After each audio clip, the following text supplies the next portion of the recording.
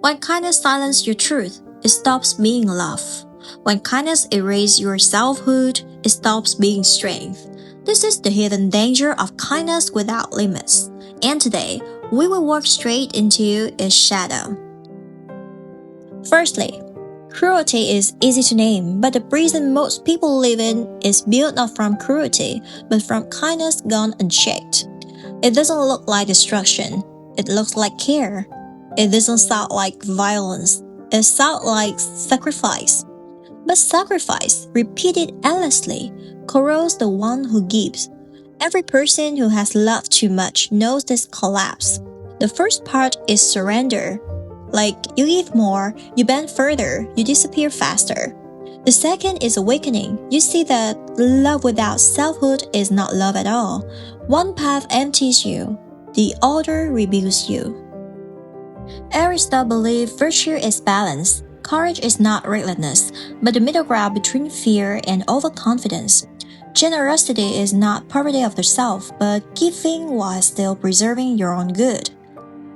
But many of us misunderstand kindness. We turn it into an extreme. We confuse self-erasure with virtue.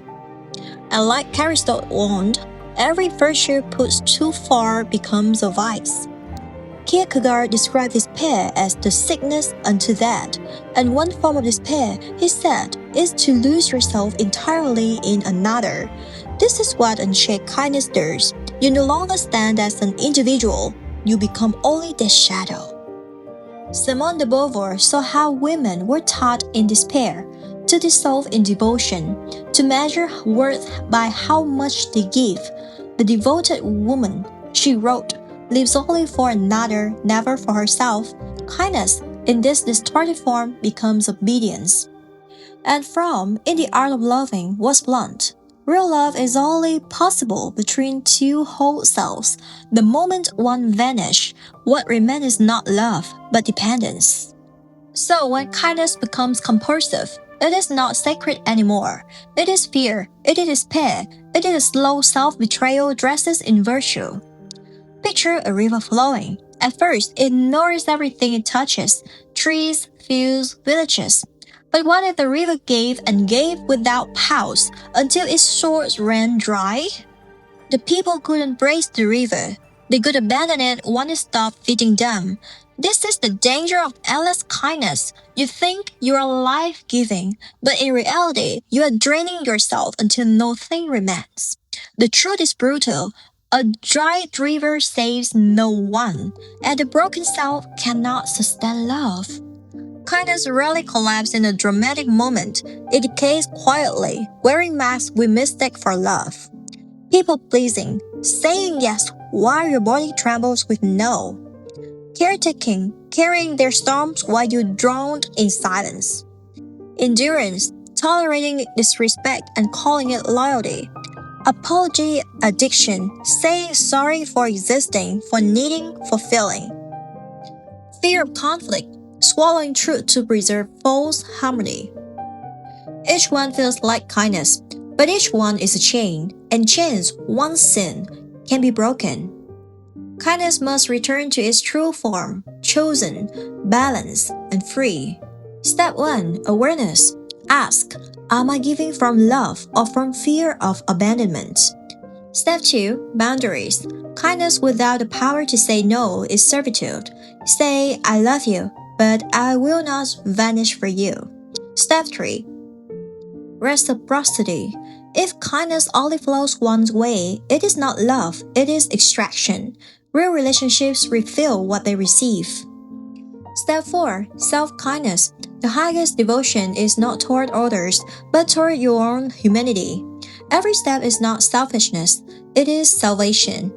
If this resonates, pause for a moment. Hit subscribe not for me, but for you, to remind yourself your voice matters, your selfhood matters. And if you want to dive deeper into healing and storytelling, explore my books and healing merch linked below.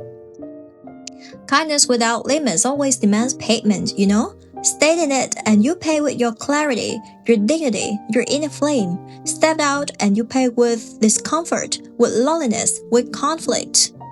One cause kills you quietly, the other resurrects you loudly. The world will applaud the first sacrifice, but only the second will save your life.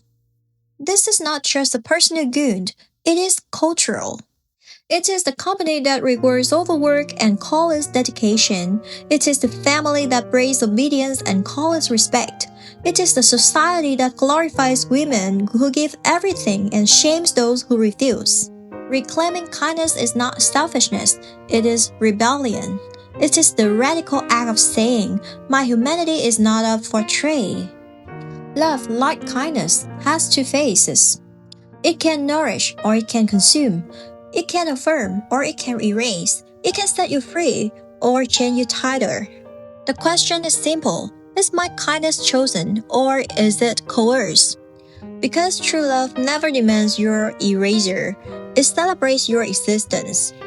Picture a flame lighting up a mirror. The flame burns, the mirror it reflects. But if the flame burns too long, it melts down before the mirror ever fades. That is what happens when kindness tries to be infinite. It likes the world but destroys itself. The secret? Love is not one flame dying for another. It is two lights burning side by side, reflecting each other's brilliance. Breaking free from destructive kindness is not about becoming cold, it is about becoming whole. Name it. This is not kindness, this is fear.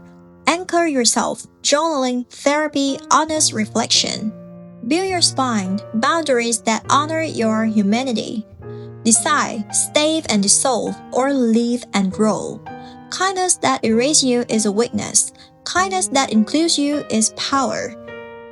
So the question is no longer, am I kind enough? The question is, am I kind to myself? Because love that demands your disappearance is not love, and kindness that destroys you is not kindness. The moment you whisper back, I matter too, kindness returns into its true form, not slavery, but strength.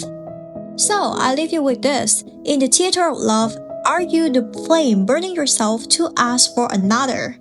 Or are you the one who learns to shine without apology, without erasure, and in doing so, light the world? I'm Gary Nguyen, author of 13 books, and I believe every goon can become a voice. This channel is where we turn pen into stories, and stories into strength. Thank you and have a nice day. Thank you for listening to the podcast.